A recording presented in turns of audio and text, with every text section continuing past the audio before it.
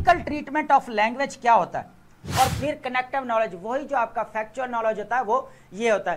तो ये हैं वो चीज़ें जो 5 स्टेप्स हैं, ठीक है। तो ये आपने चीज़ ध्यान में रखनी है कि ऑर्गेनाइजेशन इसको अच्छी तरह समझ लें और इसको नोट डाउन कर लें, नोट बना लें। नोट डिस्क्रिप्टिव वे आ जाता है जिसके में आप डिटेल्स पोर्ट्रे करते हैं, किसी कीवर्ड्स यूज होते हैं, उनको आपने बी केयरफुल होकर। तो वो एकेडमिक राइटिंग के अंदर आपके चेक सुनेगा, आपकी नहीं सुनेगा, उड़ा देगा।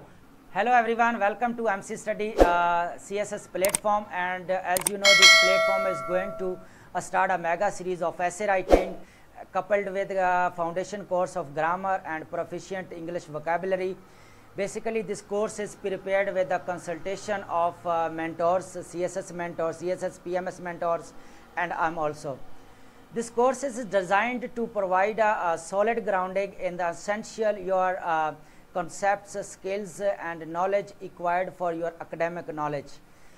Whether you are preparing academic writing, so we are totally focusing on academic writing and how to use the techniques of language in academic writing. Hopefully this course acts as a stepping stone in your main exam and academic writing, and we are trying to build confidence and competence and which is needed to be succeed. Basically our purpose is to make your strong foundation about essay writing.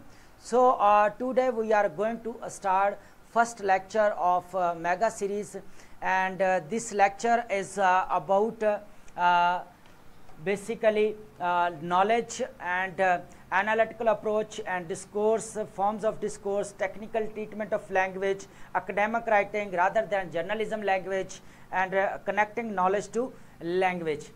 So basically आज आज जो है हम mega series start करने वाले हैं, और मैं हूँ आपके साथ MC सर। और आज जो है हम बात करेंगे हमारे बेसिक से जो क्वेश्चन है स्टूडेंट्स के, जो एस्पिरेंट्स के, उनको एड्रेस करेंगे।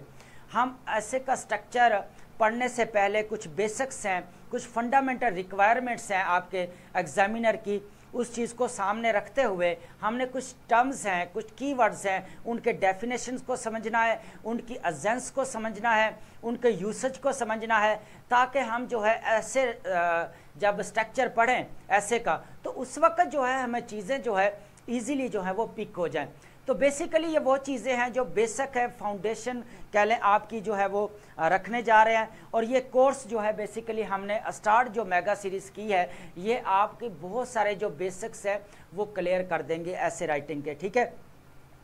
तो ये बहुत सारे क्वेश्चन है। पहला क्वेश्चन तो ये आता है कि सर ये नॉलेज किस टाइप का चाहिए हमें, what type of knowledge is required in academic writing या एकेडमिक ऐसे यार in main exam. Then we will discuss about what is analytical approach, है ना।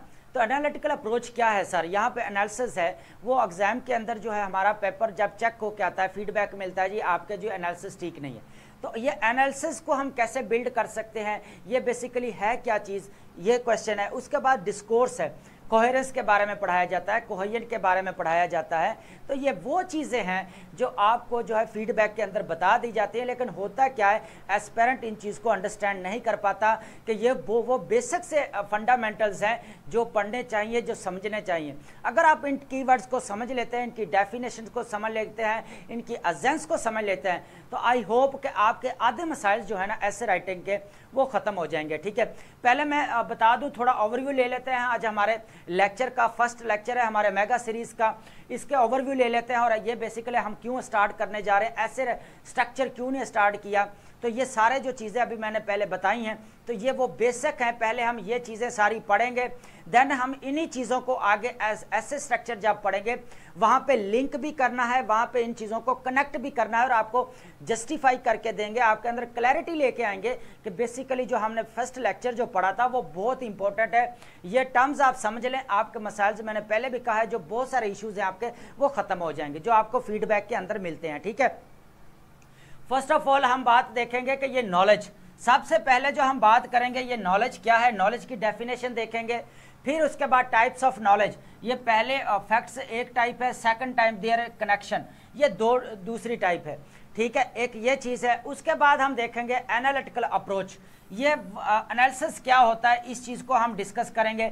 उसके बाद ये स्ट्रक्चरल अप्रोच क्या होती है, आपका लॉजिकल पैटर्न क्या होता है एकेडमिक ऐसे के अंदर। उसके बाद सिमेंटिक नेटवर्क्स क्या होता है। Semantic basically is the study of meaning of text, means meaning of your ऐसे, तो ये लिंग्विस्टिक की ब्रांच है, ठीक है, सिमेंटिक।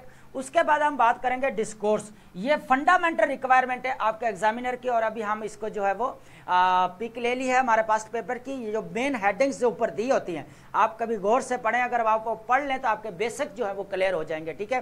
तो बेसिकली उन्हीं चीज़ों को पहले हम एड्रेस करते हैं कि एग्जामिनर कहता है कि देखें आप मेरी रिक्वायरमेंट को पूरा ना करें, मैं कह रहा हूं कि हम एग्जामिनर की रिक्वायरमेंट को पूरा करेंगे, हम एकेडमिक चेकर की रिक्वायरमेंट को पूरा करेंगे। एकेडमिक चेकर मैं क्यों कह रहा हूं, बेसिकली चेकर क्यों नहीं कह रहा, एकेडमिक चेकर इसलिए कह रहा हूं कि वो 25-30 ईयर्स वो टीचिंग का एक्सपीरियंस लेके बैठा हुआ है, आपके एकेडमिक चेकिंग कर करके बैठा हुआ है, तो वो उसने किस चीज़ का किया, आपका जो है वो एकेडमिक चेकिंग की है ना।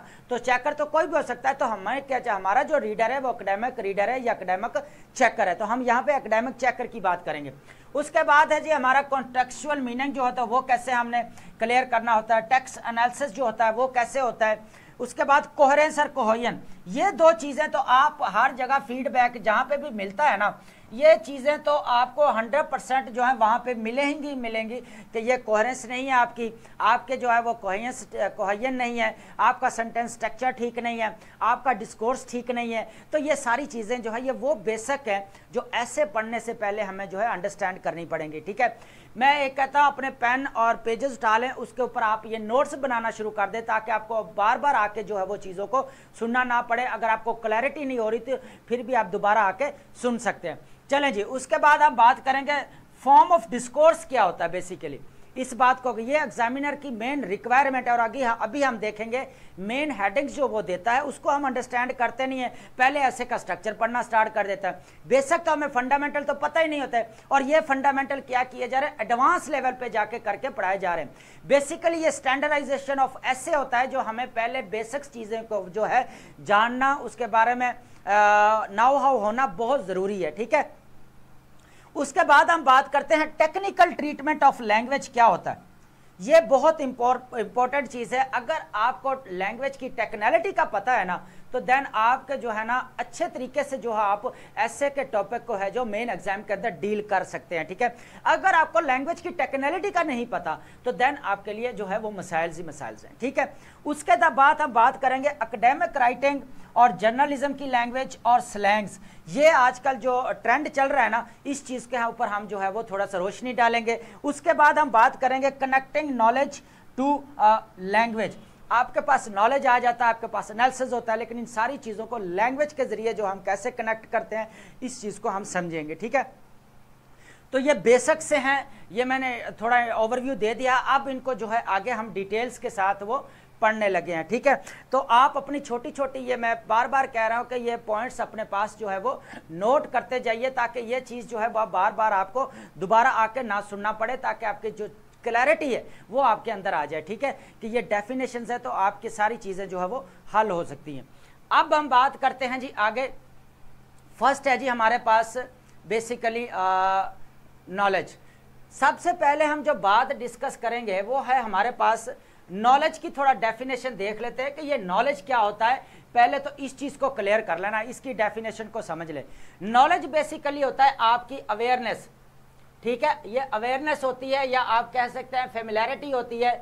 फेमिलैरिटी या बेसिकली किसके साथ है, मैं सॉरी किसकी बात कर रहा हूँ, फेमिलैरिटी की बेसिकली, सॉरी एक मिनट, असल में स्पीड से कर रहे हैं तो थोड़ा हो जाती हैं। फेमिलैरिटी आपकी क्या है, किसके साथ आप करते हैं, ये चीज, ठीक है। ये अवेयरनेस है या फेमिलैरिटीज है, किसके साथ है, आपके ट्रूथ के साथ। क्या होते हैं, आपके ट्रूथ के साथ फेमिलैरिटीज है, या आप प्रिंसिपल्स हैं, या आपके ठीक है। ये चीजें जो है ये किसके हैं प्रिंसिपल्स या ट्रूथ आप किसके जरिए जानते हैं, आप एजुकेशन के जरिए जानते हैं, ठीक है। एजुकेशन के जरिए जानते हैं आप उनको, जो है वो एक्सपीरियंसेस के जरिए भी जानते हैं। ये जरूरी नहीं कि आप एजुकेशन, लेकिन हम ये जो बात कर रहे हैं यहाँ पे, हम जो है एकेडमिक पॉइंट ऑफ व्यू से बात कर रहे हैं, तो हमारी जो रिक्वायरमेंट है फर्स्ट वो है एजुकेशन। तो जो आपकी अवेयरनेस है, जो आपकी familiarity with truth and principles through education, तो इसको बोला जाता है आपका नॉलेज, ठीक है। अब नॉलेज की बात, अब बहुत सारी डेफिनेशंस आप ले सकते हैं, लेकिन हमने एकेडमिक पॉइंट ऑफ व्यू से बात कर रहे हैं तो हम यहां तक ही रहेंगे, ठीक है। अब बात करते हैं जी हमारे टाइप्स ऑफ नॉलेज की, ठीक है। क्या करते हैं जी, अब हम बात करते हैं अपने टाइप ऑफ नॉलेज की। चलें जी, सबसे पहली जो टाइप है वो है फैक्ट बेस्ड नॉलेज, जो इसको बोला जाता है फैक्चुअल नॉलेज, और दूसरा होता है कनेक्टिव नॉलेज। ये दो टाइप्स हैं।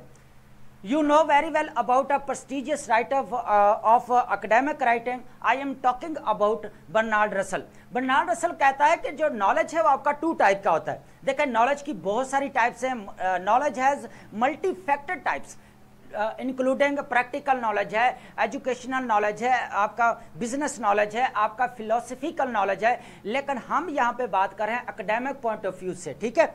तो रसल कहता है कि जो फैक्ट है वो आपका एक तो होता है फैक्ट बेस्ड नॉलेज, वो किसके जरिए हासिल करते हैं आप, एकेडमिक रिसोर्सेज के जरिए हासिल करते हैं। किसके जरिए करते हैं, एकेडमिक रिसोर्सेज के। ये सारी चीजें जो है हमने आगे डिटेल्स के साथ डिस्कस करनी है कि बेसिकली आप जो है वो अपना मटेरियल कहाँ कहाँ से कलेक्ट कर सकते हैं। जो आप डाटा, फैक्ट बेस्ड होता है क्या, जो आप डाटा, जो नेम्स, जो रैंक्स, जो इंडेक्स, जो आप जितने भी इवेंट्स को याद करते हैं, और वो किन के जरिए याद करते हैं आप, एकेडमिक रिसोर्सेज, जो आपकी बुक्स हैं।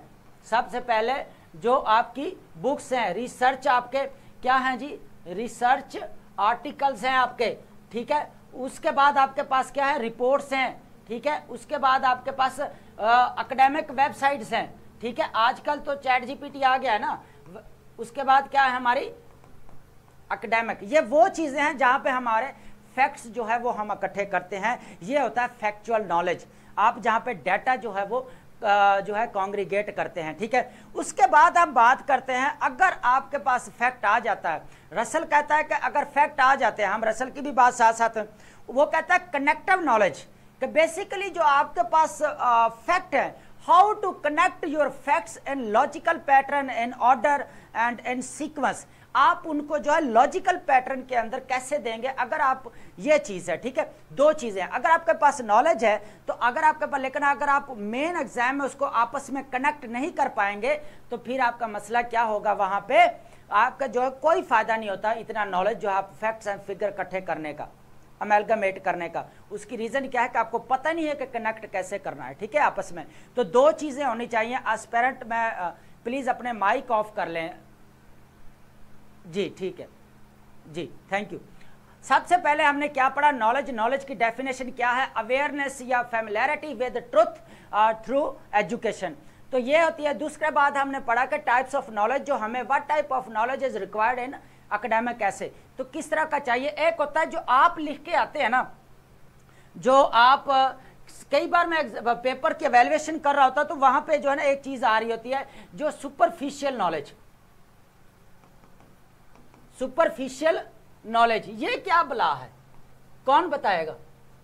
Superficial knowledge, superficial knowledge basically वो होता है जो lack of ability to understand, जो आप किसी इवेंट है या कोई भी चीज़ है, आप उसका क्या करते हैं, डिटेल्स के पढ़ने के बजाय आपका उसका ओवरव्यू ले लेते हैं, और वो ओवरव्यू आप मेन एग्जाम के अंदर लिखते हैं, तो एकेडमिक चेकर को पता चल जाता है कि इसके बाद फैक्ट बेस्ड जो है वो नॉलेज नहीं है, इसके बाद लैक ऑफ अंडरस्टैंडिंग वाला नॉलेज है जो कि बिल्कुल सुपरफिशियल है, इसको बोला जाता है सुपरफिशियल। और सुपरफिशियल नॉलेज जो है वो आपने एकेडमिक ऐसे के अंदर नहीं लिखना, हमें फैक्ट बेस्ड नॉलेज चाहिए। बेसिकली हमने वो लिखना है जो हमारे एकेडमिक चेकर की रिक्वायरमेंट है या हमारे एग्जामिनर की रिक्वायरमेंट है, ठीक है, हमने उनकी रिक्वायरमेंट्स को फुलफिल करना है, ठीक है। उसके बाद है जी हम बात करते हैं जी, हमारे कनेक्टिव नॉलेज की बात होगी कि लॉजिकल जितने भी आपके फैक्ट्स होते हैं, पैटर्न्स, प्रिंसिपल्स, आप कंसेप्चुअल जो है उनका फ्रेमवर्क बनाते हैं। ये आपका फॉर्मल फ्रेमवर्क होता है जहाँ आप अपने नॉलेज को, आप अपने फैक्ट्स जो है आपस में कनेक्ट करते हुए एक फॉर्मल फ्रेमवर्क बनाते हैं, और ये आपका होता है एकेडमिक एसे के अंदर।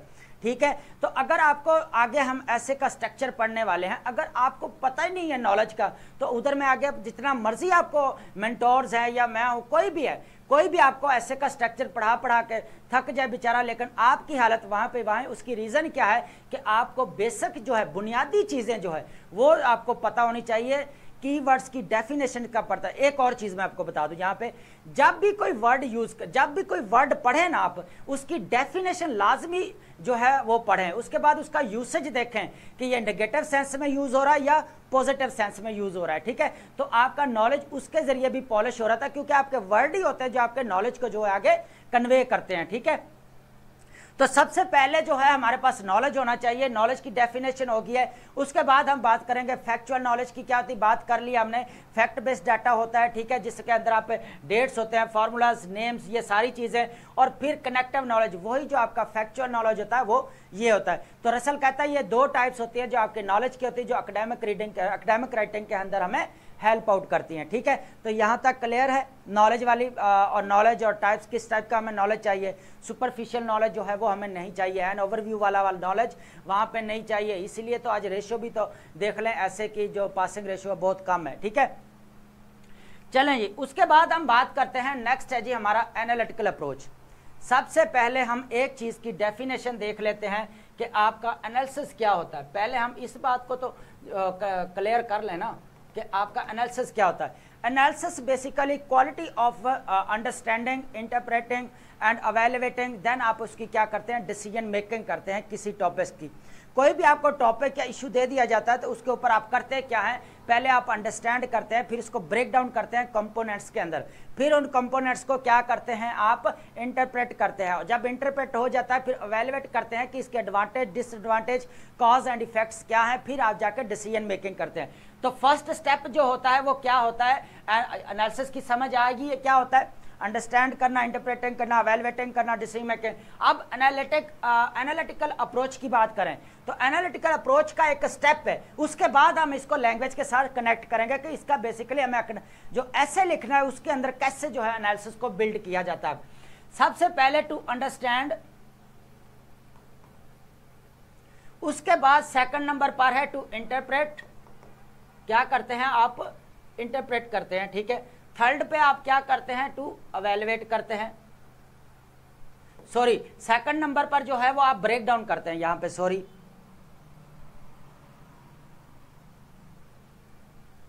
सेकंड नंबर पे आपने क्या करना है,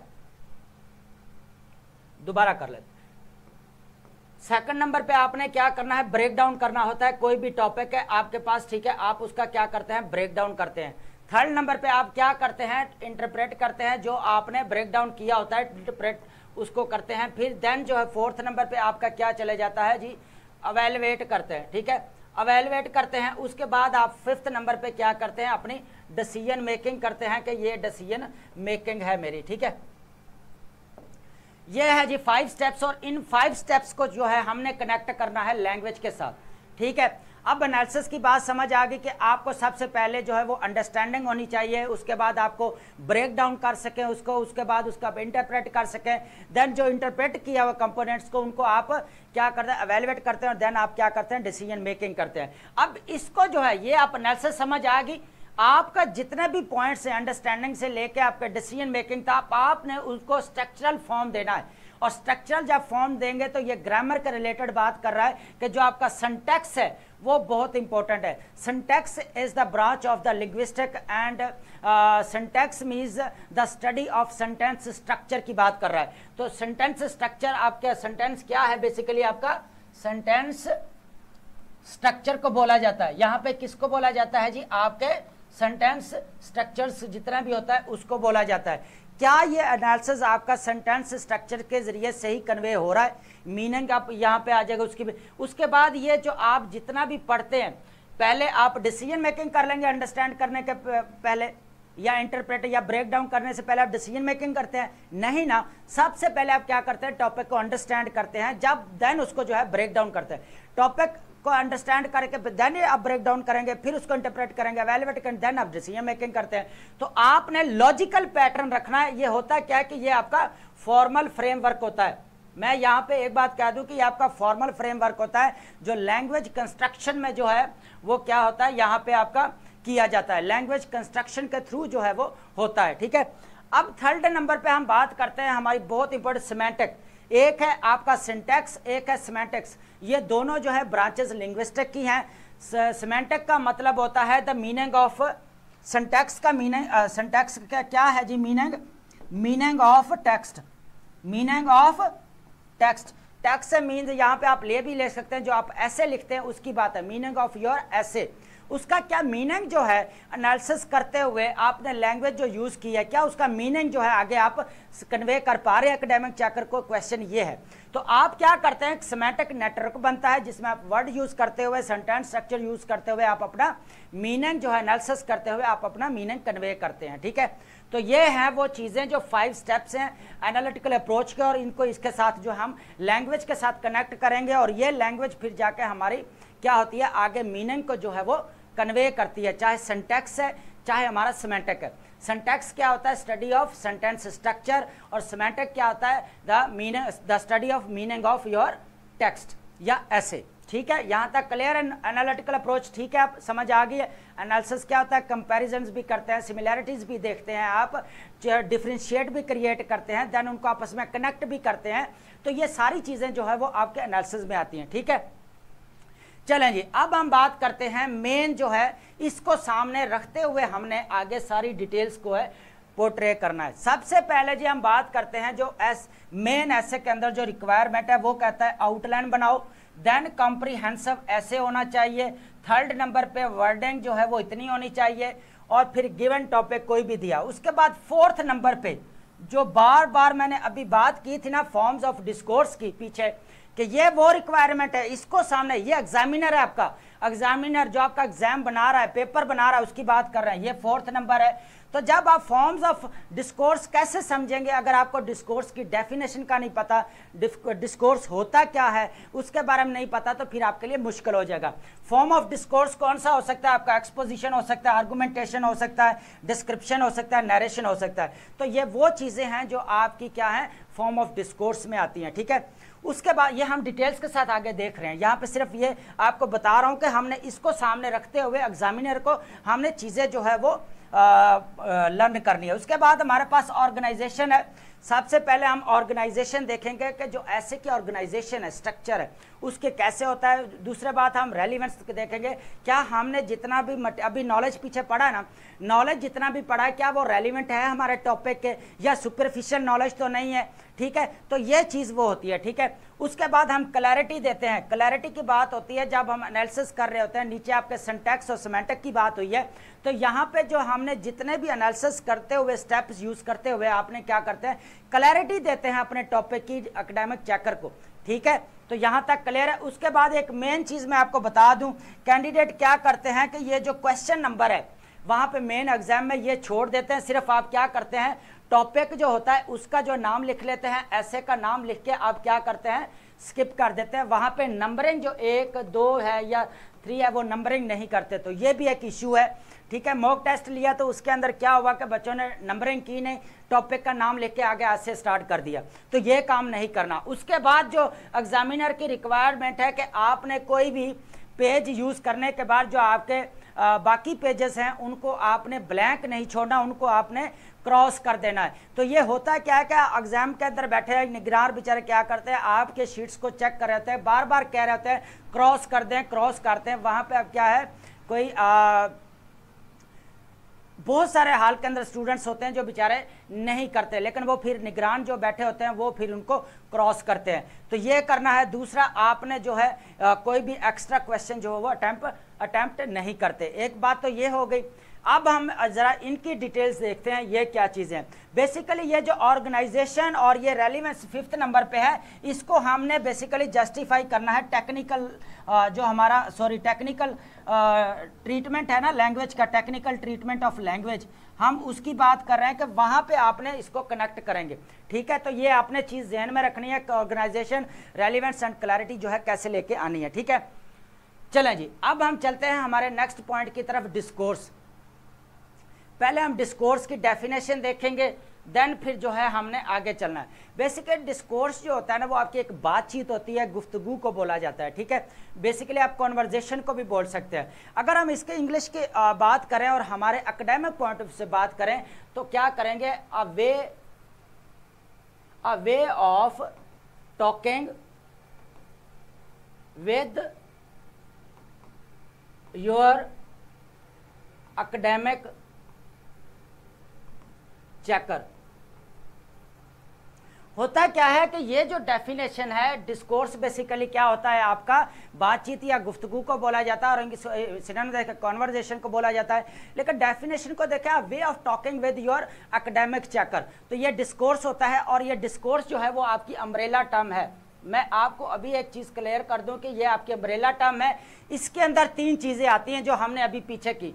सबसे पहला जो है वो आपकी कोहेरेंस आती है, जो हम जब भी पेपर चेक करवाते हैं, फीडबैक मिलता है, हम करवाते हैं, मेंटोर्स क्या करते हैं, लिख देते हैं जी आपकी कोहेरेंस नहीं है, कोहेजन नहीं है, सेंटेंस स्ट्रक्चर ठीक नहीं है। तो ये फिर आपको मसाइल होते हैं कि यार ये कोहेरेंस होती क्या है। अब ये कोहेरेंस को कैसे लेके आए, पहले डेफिनेशन को समझेंगे तो फिर बात बनेगी ना, आगे समझ आएगी। उसके बाद मेटोनमी, ये आपकी मेटोनमी है 3rd नंबर पे। ये तीनों चीजों को आपको अंडरस्टैंड करना पड़ेगा, देन हम इनकी तरफ आएंगे, ठीक है। नो डाउट डिस्कोर्स के अंदर आपका रिदम भी है, पोलाइटनेस भी आती है, आपकी फ्लो भी आता है, ये सारी चीजें हैं। लेकिन हम आज बात कर रहे हैं एकेडमिक पॉइंट, वो भी एकेडमिक में ही आती हैं, लेकिन ये जो चीजें हैं इंपॉर्टेंट है, जो हमें फीडबैक के अंदर दी जाती हैं, ठीक है। हमें जब भी पेपर चेक करवाते हैं ना, अभी मैंने बताया कि हम क्या करते हैं, फीडबैक के अंदर हमें ये चीजें मिलती हैं जी, कोहेरेंस नहीं है, कोहेजन नहीं है और मेटोनमी नहीं है। फर्स्ट ऑफ ऑल हम इनकी डेफिनेशन देखते हैं कि कोहेरेंस होती क्या है। सबसे पहले मैं कोहेरेंस की बात करूं तो कोहेरेंस होता है क्वालिटी ऑफ लॉजिकल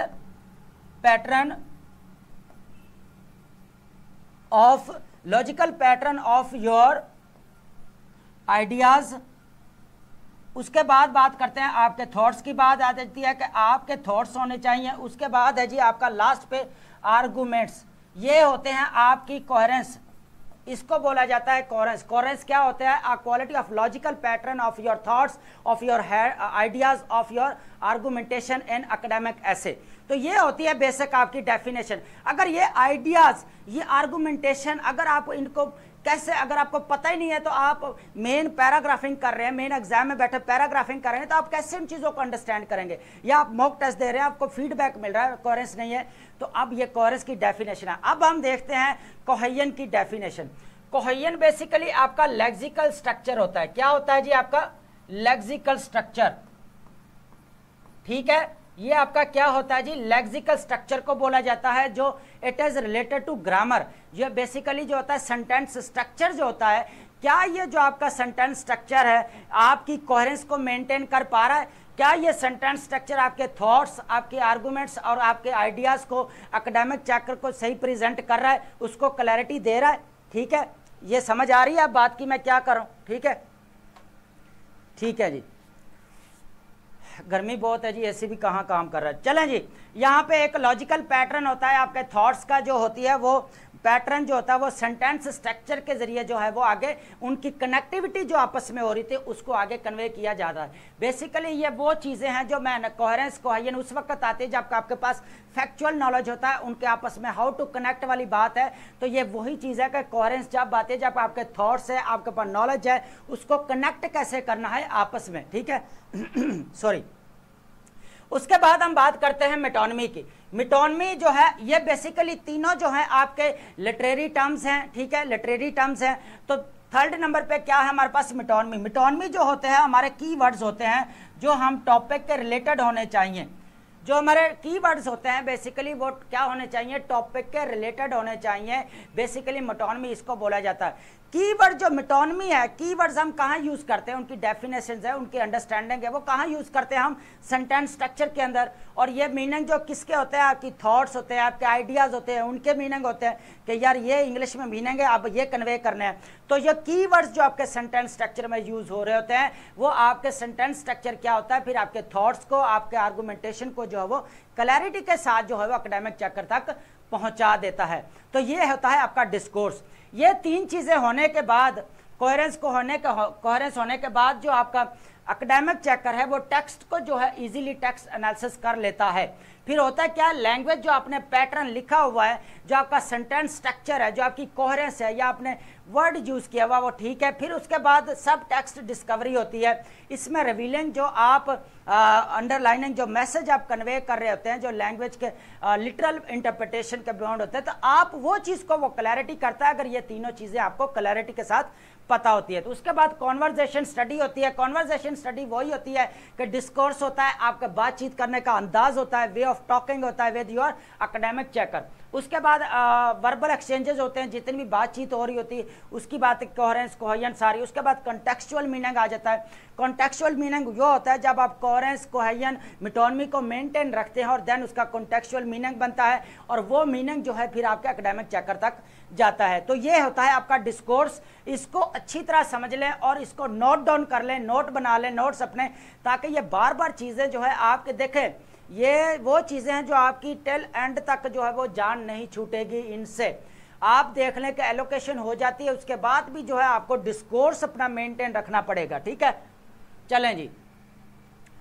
अब हम बात करते हैं फॉर्म ऑफ डिस्कोर्स की। ये बहुत इंपॉर्टेंट है और ये अभी हम ऐसे की हेडिंग में सेकंड लाइन में पढ़ के आए हैं कि forms of discourse. Basically forms क्या होता है, पहले इस मीनिंग को देख लेते हैं। फॉर्म्स आपका होता है स्टाइल, क्या बोला जाता है, स्टाइल, या आप इसको टाइप भी बोल सकते हैं। ठीक है, ये दोनों चीजें होती है। बेसिकली वो कहता है स्टाइल ऑफ डिस्कोर्स मींस आपका जो स्टाइल है, वे ऑफ टॉकिंग, जो आपका स्टाइल है वो किस फॉर्म में है। और फॉर्म क्या है आपका, वो आर्गुमेंटेशन भी हो सकती है, वो आपकी एक्सपोजिशन भी हो सकती है, वो आपकी डिस्क्रिप्शन भी हो सकती है। अब इन चीज़ों को हम यहाँ पे देखेंगे। Why we need to know about types of essay. हमें यहाँ पे क्वेश्चन आता है कि सर हमें टॉपिक दे दिया गया है, सीधी सीधी स्टेटमेंट है, उसका आप जवाब दे दें।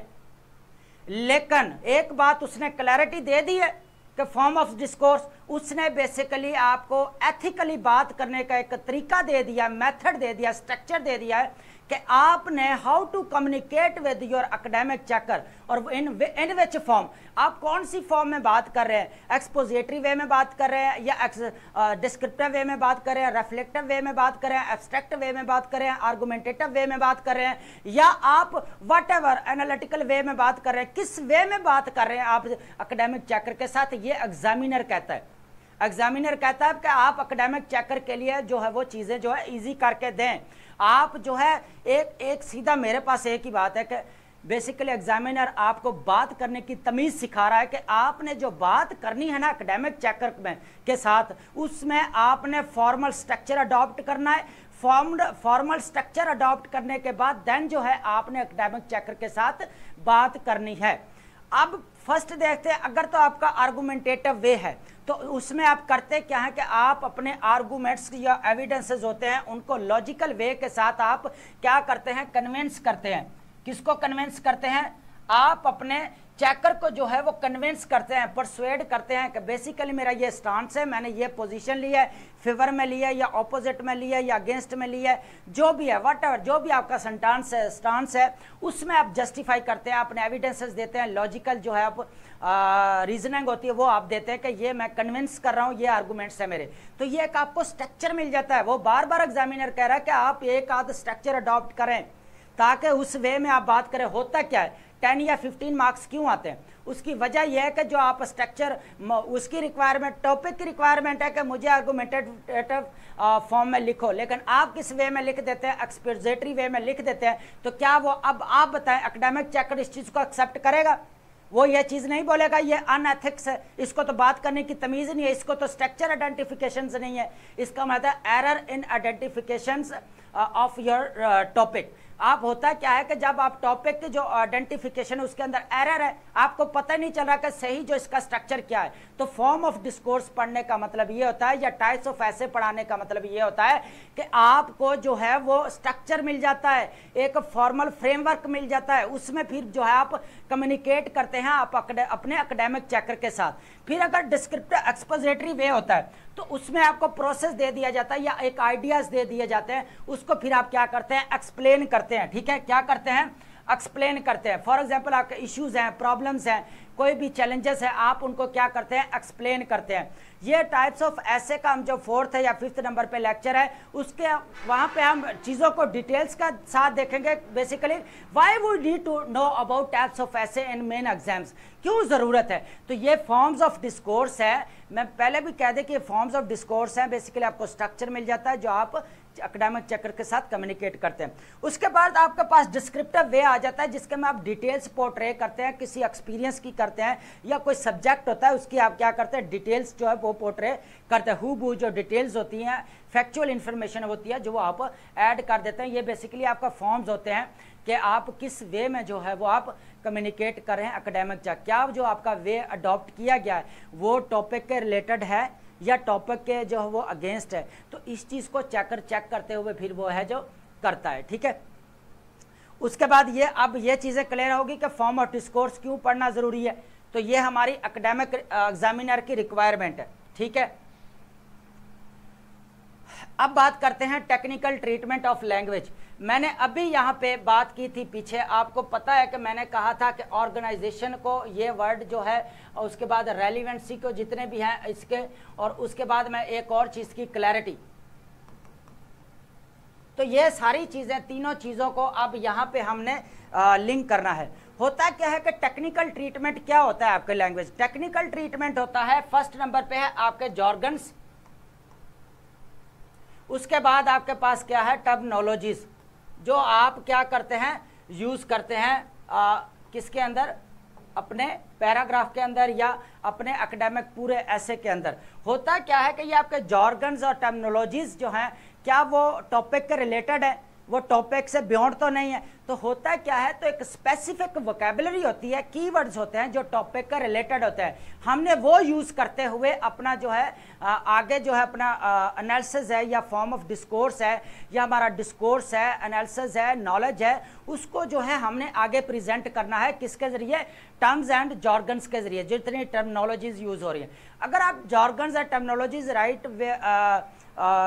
राइट वे में यूज़ नहीं करते तो फिर क्या फ़ायदा, फिर तो आपका मीनिंग कन्वे ही नहीं होगा ना। आपका स्ट्रक्चर जो जो आप फॉर्म्स ऑफ डिस्कोर्स का जो स्ट्रक्चर आप देते हैं एक्सपोजिटरी है या डिस्क्रिप्टिव, उसको फिर आप कैसे क्लियर करेंगे, नहीं कर पाएंगे ना। तो इसके वजह से फिर हम बात करते हैं कि आपके टेक्निकल ट्रीटमेंट ऑफ लैंग्वेज होता है कि आप जो है वो जो जॉर्गन्स है, टर्मिनोलॉजीज टॉपिक रिलेटेड होना चाहिए। अब फॉर एग्जांपल आर्टिफिशियल इंटेलिजेंस हम पढ़ रहे हैं जो फ्यू ईयर्स से वो दे रहा है, अपने ऐसे भी दे रहा है कि artificial intelligence the death of creativity. ये सारी चीज़ें आगे हम डिटेल के साथ डिस्कस करेंगे। हम यहाँ पे बात कर रहे हैं आर्टिफिशियल इंटेलिजेंस की। अब आर्टिफिशियल इंटेलिजेंस का कुछ टर्मिनोलॉजीज हैं, उसके अंदर की वर्ड्स हैं, स्पेसिफिक वोकेबलरी है जो हमें पता होनी चाहिए कि how to understand artificial intelligence, ठीक है। तो हम उनको कैसे अंडरस्टैंड करते हैं ये चीज़ हमें बताती है। तो वो वर्ड कौन से है, सबसे पहले तो मशीन लर्निंग के बारे में आपको पता होना चाहिए, दूसरे बारे में आपको, उसके बाद प्रोसेसिंग लैंग्वेज, उसके बाद होती है टोरिंग टेस्ट, उसके बाद कॉग्निटिव अप्रोच होती है, उसके बाद हम बात करें तो एजेंट प्रोसेस होता है, उसके बाद सबसे बड़ी जो बात है एल्गोरिदम जो आपके रिजल्ट जो है वो क्रिएट करके देता है आपको, ठीक है। ये सारी चीजें किसके रिलेटेड है, आर्टिफिशियल इंटेलिजेंस के। सिंगुलैरिटी क्या होती है, ये भी आर्टिफिशियल इंटेलिजेंस के रिलेटेड है। अगर ऐसे आ जाता है आर्टिफिशियल इंटेलिजेंस जैसे उसने दिया है last year, death of creativity, artificial intelligence the death of creativity, अगर आपको मशीन लर्निंग या कॉग्निटिव एल्गोरिदम इनके सिंगुलैरिटी अगर नहीं पता तो आप वहां पे अपने ऐसे को या एआई को कैसे जस्टिफाई करेंगे। तो ये होता है टेक्निकल ट्रीटमेंट, जहां पे अगर आपको लैंग्वेज की टेक्नोलॉजी को पता चल जाता है ना, ये होती है लैंग्वेज की टेक्नोलॉजी। अगर आपको लैंग्वेज की अजेंस, लैंग्वेज की टेक्नोलॉजी का पता चल जाए तो समझे आपके लिए जो है वो मार्क्स लेना जो है 50 से अबव बहुत ज़्यादा ईजी हो जाता है। शर्त यह है कि आपने एकेडमिक रीडिंग की हो, ठीक है। तो यहाँ पे ये चीज़ें क्लियर है। अब उसके बाद ये जॉर्गन्स और ये टर्मिनोलॉजीज को क्या करते हैं, हम एक फॉर्मल फ्रेमवर्क देते हैं। ये दोनों चीज़ें हमें क्या होती है, फॉर्मल जो है हमारा फॉर्मल फ्रेमवर्क जो है बनाती हैं, इसीलिए इसको जो है ये रूल्स बेस्ड सिस्टम है कि आपने टॉपिक के रिलेटेड जितनी भी वोकैबुलरी है वो आपके पास होनी चाहिए। तो वो तो हो ही जाती है, जब आप थीम के ऊपर काम कर रहे हैं तो आप सारे जो है वो नोट्स बनाते हैं तो उसके अंदर आपकी कवर हो जाती है।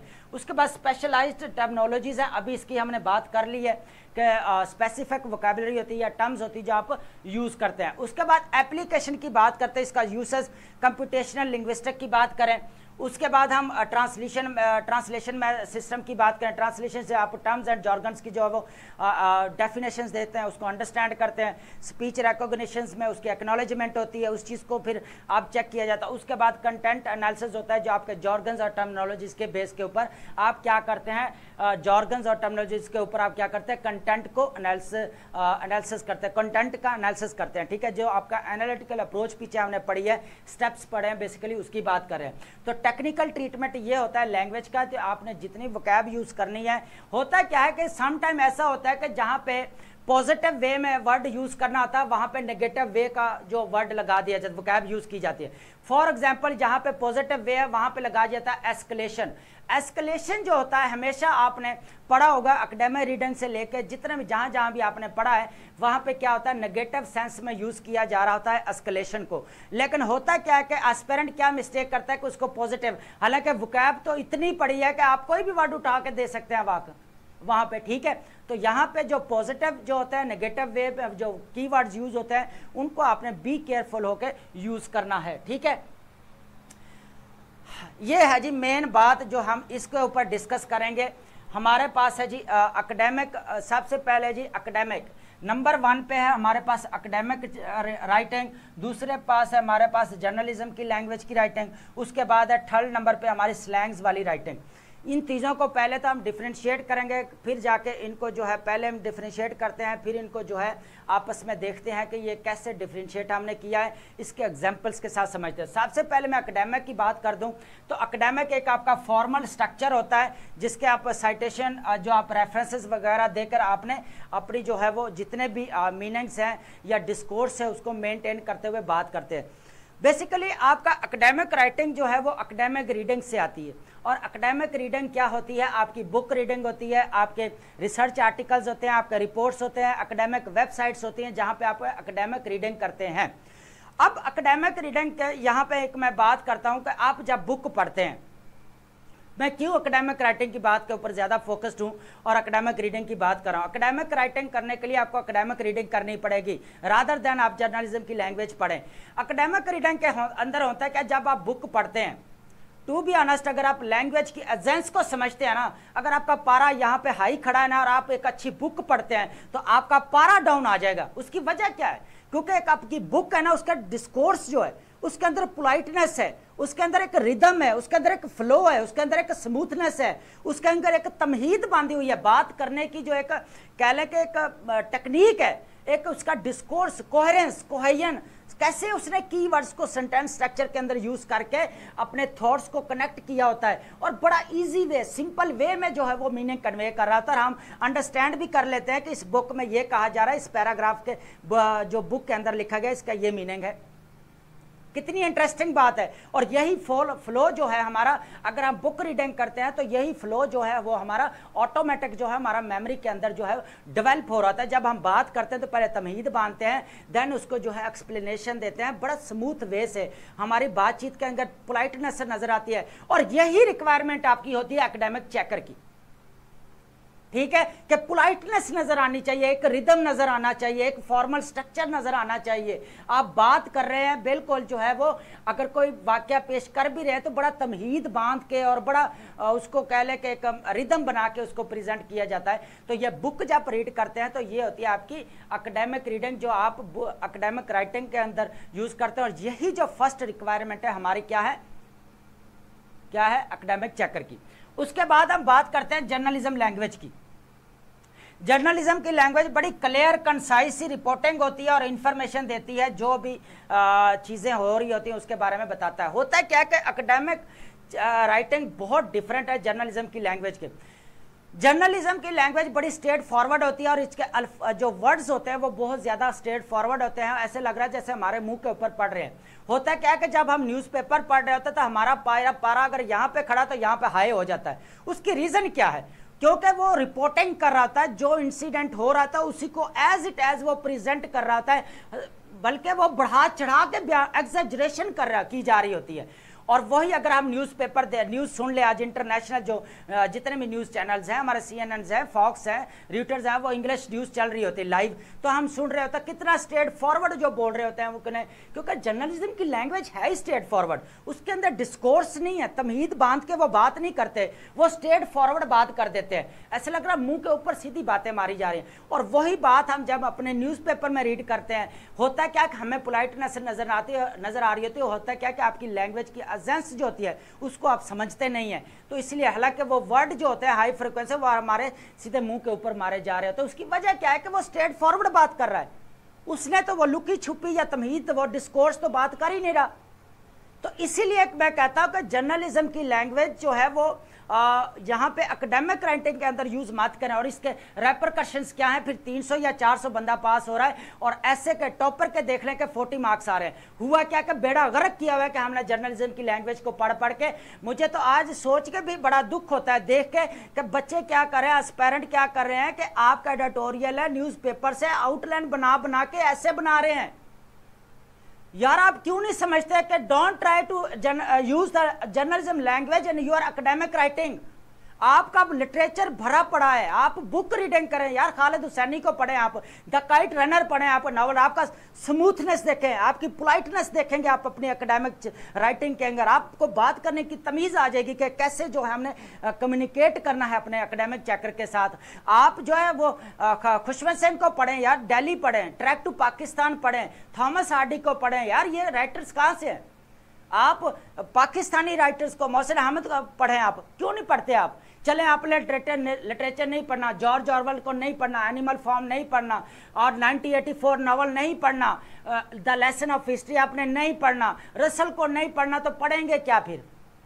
चलें एटलीस्ट अपनी रिकमेंडेड बुक हैं जो CSS की, उसको ही पढ़ लें एटलीस्ट। वो तो हमारा एकेडमिक रीडिंग है ना, वो तो फॉर्मल फ्रेमवर्क है। और हम क्या कर रहे हैं कि हमारी सबसे बड़ी मिस्टेक है कि हम जर्नलिज्म की लैंग्वेज से सीख रहे हैं। यहाँ पे आप कंपैरिजन, आप यहाँ पे डिफरेंशिएट करते हैं एग्जाम्पल के साथ। देखें, आज से 10 या 12 साल पहले देख ले, 13 साल 14 साल पहले देख ले कि बच्चे क्यों जो है 700 या 800 या 900 बच्चा पास हो रहा होता था पास एग्जाम में, रिटर्न क्वालिफाई क्यों कर रहा था उस वक्त? इसलिए कर रहा था कि वो लोगों का, उन लोगों का जो है पर्सपेक्टिव वो एकेडमिक रीडिंग वाला था, वो बुक रीडिंग करते थे, वो लिटरेचर के बारे में नाउ हाउ थी उनको, लैंग्वेज की अजेंस को, लैंग्वेज की टेक्नोलॉजी को वो जानते थे। इसलिए 700 800 900 बच्चा आपका पास हो रहा था। उस वक्त एंड्रॉयड नहीं थे, आईफोन्स नहीं थे, कोई लैपटॉप्स नहीं थे, कंप्यूटर से सादा वो भी किसी किसी के पास थे।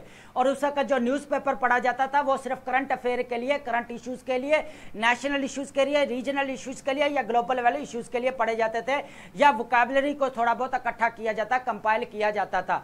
तो वो उनका बच्चों का एक्सपोजर बहुत ज्यादा था। क्यों था कि उनकी एकेडमिक रीडिंग बहुत ज्यादा थी, इसलिए 700 800 900 बच्चा पास हो रहा था एकेडमिक राइट। इसके अंदर ऐसे के अंदर भी बहुत ज्यादा मार्जिन था।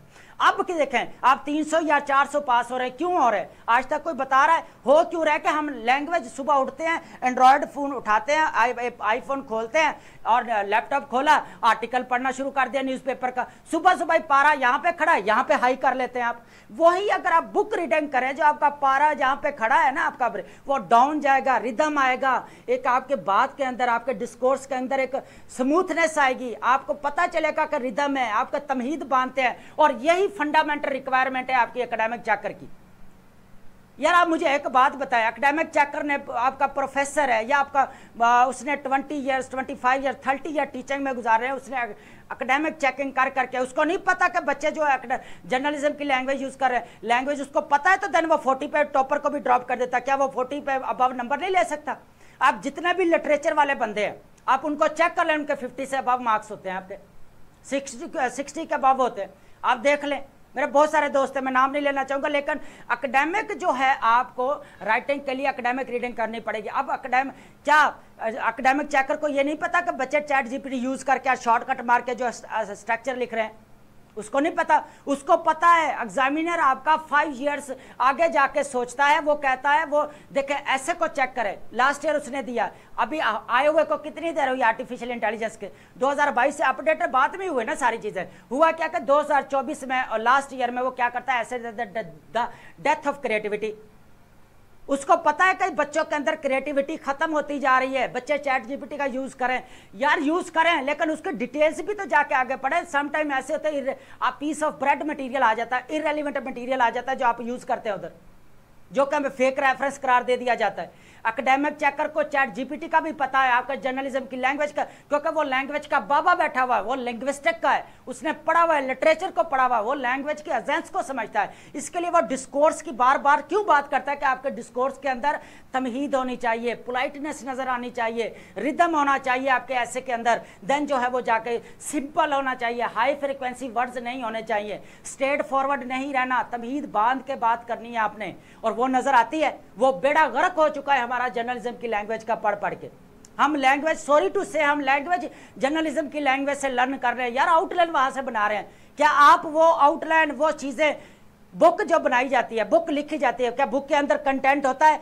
कंटेंट जो होता है वो आपकी आउटलाइन होती है। तो आपको जाके नई बनाने की, नई जो है वो आपके जो हमारा जो एकेडमिक वे ही नहीं है, आप जो है on the other hand opposite जाके आप जो है अडॉप्ट करते हैं मेथड, और उसका कॉन्सिक्वेंटली क्या है फिर नतीजतन और क्या रहा, 300 या 400 बच्चा पास हो रहा है, 600 700 बड़ी हार्डली जो है वो आपका ऐसे पास कर रहा है, वो भी 40 पे। तो इसकी रीजन क्या है?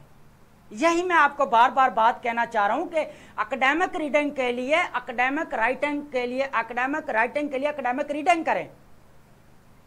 ऐसे ही है आपका जो देखें, आपका आर्टिकल है न्यूज़पेपर का, इतना सा आर्टिकल पढ़ रहे हैं, इतना सा मटेरियल डिस्कोर्स पढ़ रहे हैं, जबकि मेन एग्जाम में हमें इतना चाहिए, मेन एग्जाम के अंदर हमें इतना लिखना है। आप इतना पढ़ के इतना कैसे लिख लोगे?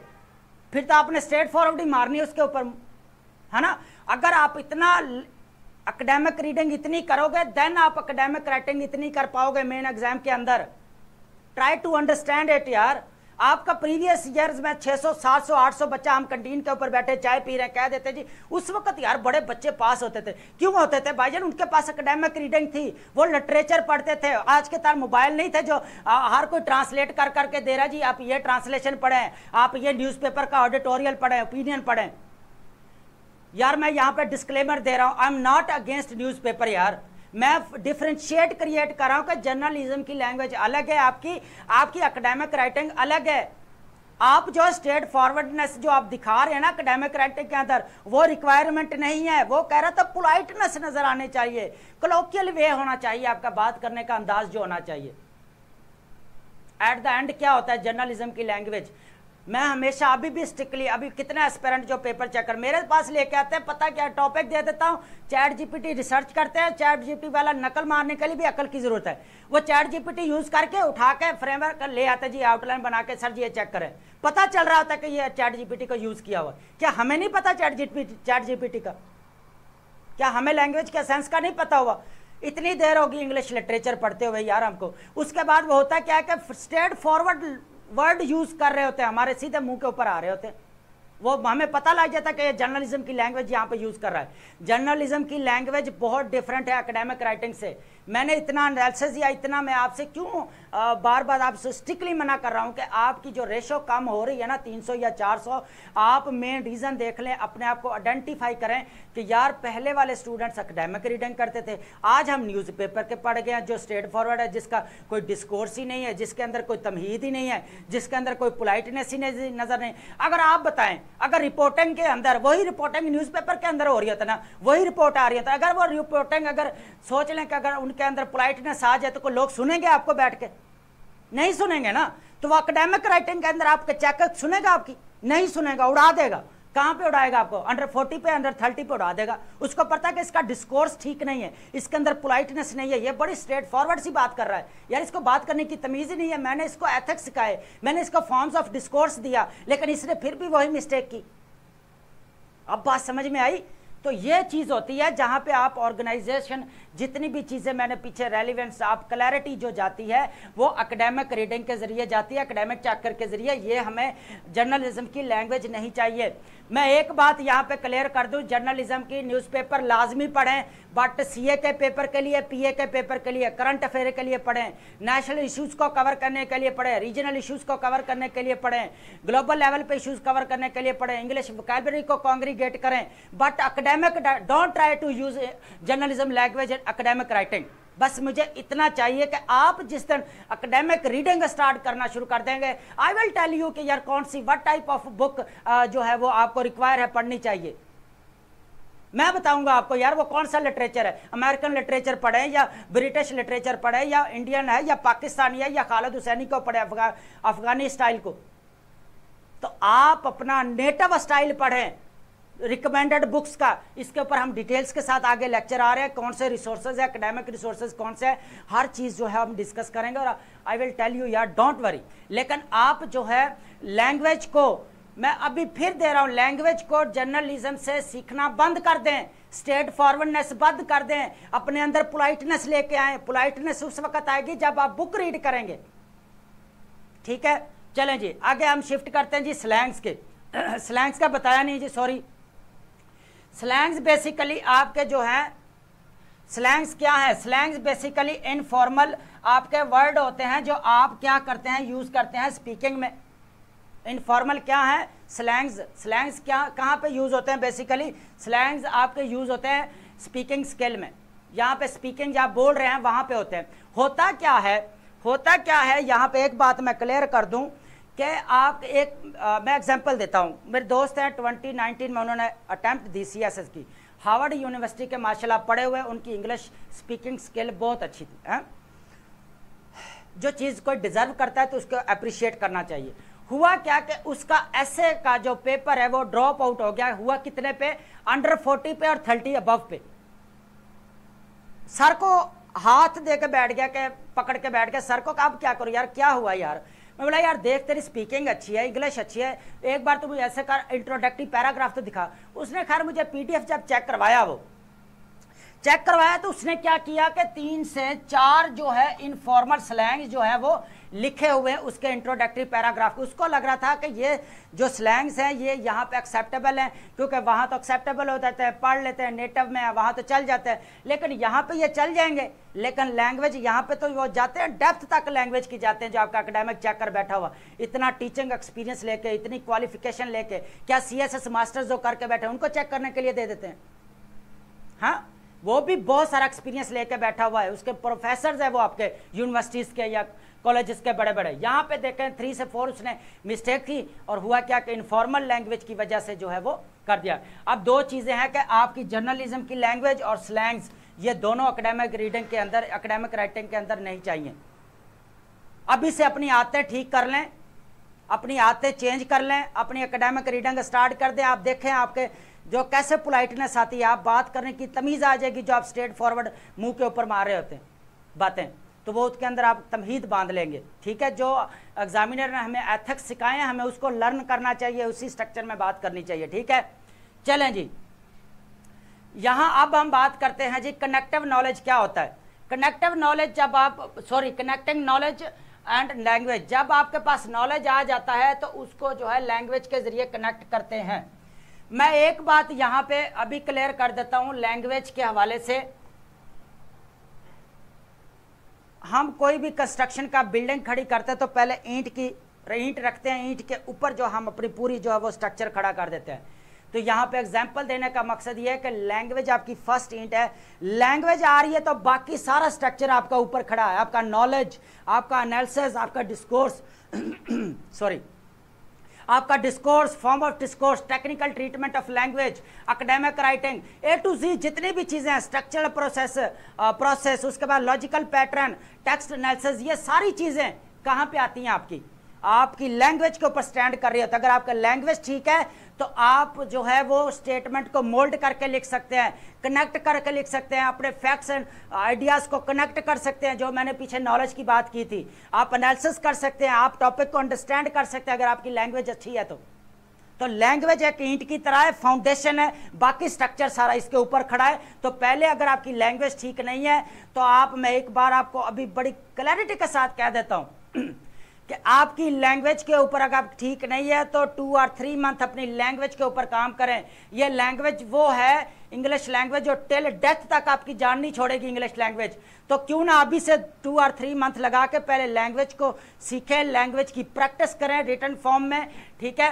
देन ये जो कल आपकी अल्लाह करे एलोकेशन हो जाती है, आपको डॉक्यूमेंटेशन करनी, आपको पता है ऑफिशियल लैंग्वेज भी इंग्लिश है हमारी, तो आप इंग्लिश से कब तक भागेंगे? मैं ये बात कहना चाह रहा हूं, आप कब तक भागेंगे यार इंग्लिश से? आप बुक रीडिंग करें, आपका जो है वो डिस्कोर्स स्ट्रांग करें, आपकी लैंग्वेज अच्छी होगी, एप्लीकेशंस ऑफ रूल्स ग्रामर वो आपके ठीक होंगे, ठीक है। तो आपका जो सारा स्ट्रक्चर है वो लैंग्वेज के ऊपर बेस कर रहा है, ठीक है। ये सारी चीजें बेसिकली देखें हमने आज हमने डिस्कस क्या क्या किया, थोड़ा सा ओवरव्यू। सबसे पहले हम नॉलेज की बात की, फिर हमने ये वो चीज़ें थी जो एस्पायरेंट की बेसिक थी कि हमें एस्पायरेंट कंफ्यूज थे, सर जी सुपरफिशियल नॉलेज क्या होता है, ये नॉलेज हमें किस तरह का, सॉलिड नॉलेज किस तरह का चाहिए हमें। बेसिकली ये मैंने पहले जो है वो अपने वर्ड्स में कहा था कि सॉलिड ग्राउंडिंग हम जो है वो बनाएंगे, आपकी प्रोवाइड करेंगे सॉलिड ग्राउंडिंग। सॉलिड ग्राउंडिंग का आपका जो नॉलेज है वो फैक्ट बेस्ड होना चाहिए, उसके बाद नॉलेज है तो कनेक्ट करना आना चाहिए, आपकी एनालिटिकल अप्रोच है, स्टेप्स को फॉलो करते हुए आपने एनालिसिस करना है। उसके बाद स्ट्रक्चर टेक्स्ट एनालिसिस आता है, स्ट्रक्चरल एनालिसिस है, लॉजिकल पैटर्न है, सिमेंटिक्स की बात की हमने, उसके बाद सिंटेक्स की बात की हमने, स्ट्रक्चर की, सेंटेंस स्ट्रक्चर की, उसके बाद हमने डिस्कोर्स की बात की, the way of talking with your academic checker, वो इन विच फॉर्म ऑफ डिस्कोर्स, कौन से आप वो चाहिए, आर्गुमेंटेटिव है, डिस्क्रिप्टिव है, रिफ्लेक्टिव है, एब्स्ट्रैक्ट है, व्हाटएवर जो भी आपका स्टाइल है, आप कम्युनिकेट कर रहे हैं तो उसके अंदर एक पोलाइटनेस होनी चाहिए, उसके अंदर एक रिदम होना चाहिए, एक फ्लो होना चाहिए, और वो जर्नलिज्म की लैंग्वेज उसके अंदर नहीं होनी चाहिए। ये जितने भी आपने वर्ड यूज़ करने हैं, टर्मिनोलॉजीज यूज़ करनी है, वो सारी टेक्निकल ट्रीटमेंट में होती है जो आपके मीनिंग को, ऑर्गेनाइजेशन के स्ट्रक्चर को, रेलिवेंस को जो है शो करता है और क्लैरिटी देता है आपके मीनिंग की, और एकेडमिक चेकर फिर जो है वो आप कन्विंस करते हैं उसको, फिर वो आपको पास करता है। तो थैंक यू सो मच, हम मिलते हैं नेक्स्ट लेक्चर में। आज बहुत सारे अगर किसी की क्वेरी है तो प्लीज़ कमेंट करके नीचे पूछ सकता है, उसको जो है विद एग्जांपल और डिटेल्स के साथ उसको आंसर कर दिया जाएगा, ठीक है। तो कोई भी क्वेश्चन आप बता दिया, आप क्वेश्चन का वहाँ पे पुट कर सकते हैं कमेंट में, तो वहाँ पे एड्रेस कर दिया जाएगा। Thank you so much and मिलते हैं हमारे नेक्स्ट लेक्चर के अंदर।